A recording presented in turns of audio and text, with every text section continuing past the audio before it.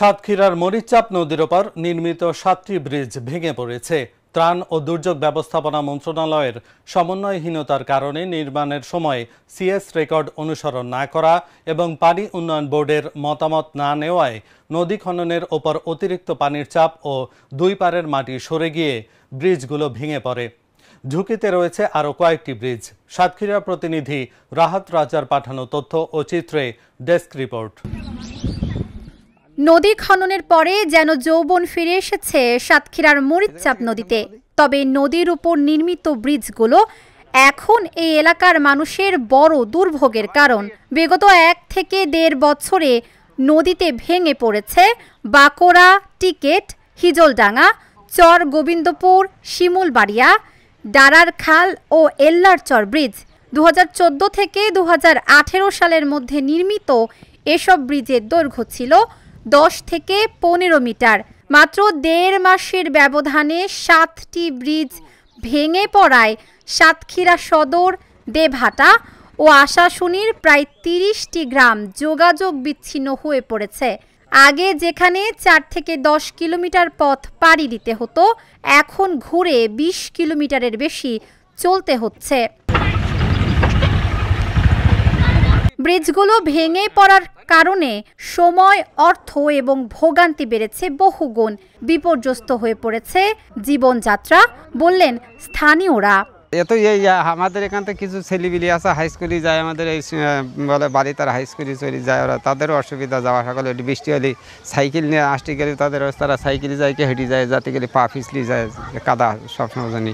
এই রাস্তাটা করি থেকে একজন এই যে তার সে রাস্তাটা বালিতে সেদিনকে জাগিয়ে করি আমাদের এদিকে লোক ধরি বলি করি, তাই তারাই থেকে বালিটা ধোয়া নিয়েছে। ওপারে এখনো বালিও ধোয়া পড়ে। ব্রিজটা ভেঙে পড়ার কারণে আমাদের যাতায়াতে, স্কুল কলেজে যাতায়াতে অনেক কষ্ট হয়। আমাদের বর্ষা হলে বর্ষা অনেক সমস্যা হয়, আমাদের সাইকেল পার করতে অনেক সমস্যা হয়। অনেক ছোট ভাই বোনরা আছে, তাদেরও যেতে আসতে কষ্ট হয়। যেরকম স্কুলের বাচ্চাদের স্কুলে যেতে সমস্যা, আমাদের দেখা যাচ্ছে প্রতিদিন বাজারে যেতে হয়, বাজারে যাওয়ারও সমস্যা, তরকারি আনতে গেলে সমস্যা। আপনার একটা বাইরের থেকে একটা গাড়ি ঘোড়া আসতে গেলে তাও এখান থেকে পাহাড়ে দিতে পারে না। এই গাঙের স্রোতের জন্যেই বিশাল স্রোত হয়। হ্যাঁ, তারপর ওই ব্যাংদের এই পাশে একটা গেছে, তারপরে হিজিলডাঙ্গায় গেছে, তারপর সোনাতলায় গেছে, এ ডাড়ার খালে গেছে, এটা যার মতো নিচে ইল্লাসরে তো গেছে। পারাপার হলো ডাক্তার, কবিরাজ, মানে যে কোনো সমস্যা, বাজার ঘাট, চলাফেরা সব কিছুতে সমস্যা আমাদের। প্রতিদিন মনে হয় এই ব্রিজে অন্তত 500-র মতন মানুষ যাতায়াত পার করে। গাং সাঁতরায় পার হতে হয়, জোয়ারের সময় পার হওয়া যায় না। সরকারের কাছে দাবি এটাই যে মানুষ যেন ভালোভাবে চলাচল করতে পারে, ব্রিজটা খুব সুন্দর দ্রুত আসে। সমন্বয়হীনতার অভাবে ব্রিজগুলো ভেঙে পড়েছে বলে মনে করেন পানি উন্নয়ন বোর্ডের এই কর্মকর্তা।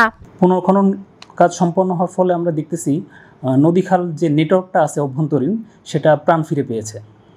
ফলশ্রুতিতে নদীর যে স্বাভাবিক জোয়ার, এর ফলে আমাদের মরিচচাপ নদীর উপরে যে ব্রিজগুলো ছিল, এই ব্রিজগুলো বিভিন্ন জায়গায় আমরা তথ্য পেয়েছি ধসে পড়েছে।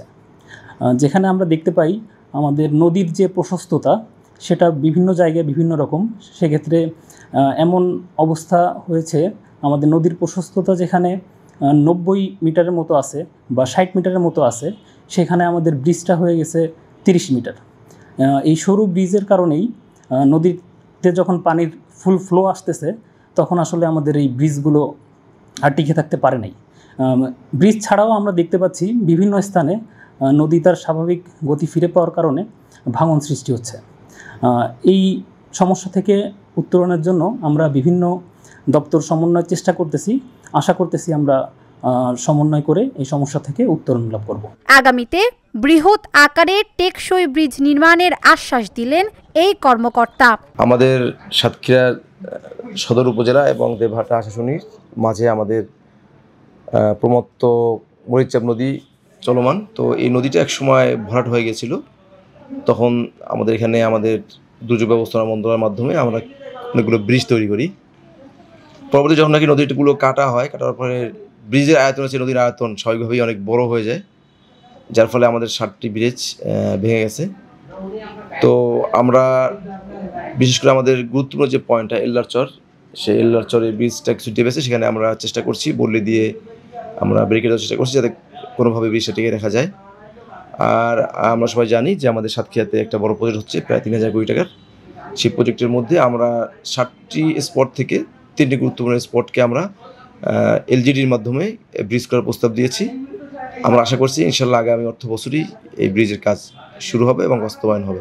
ভেঙে পড়া ব্রিজগুলো সরিয়ে টেকসই ব্রিজ নির্মাণ করতে হবে। ভোগান্তি কমাতে দ্রুতই পদক্ষেপ নেবে সরকার, এমনটাই দাবি মরিচচাপ নদী পাড়ের মানুষের। Dhaka journal, news desk.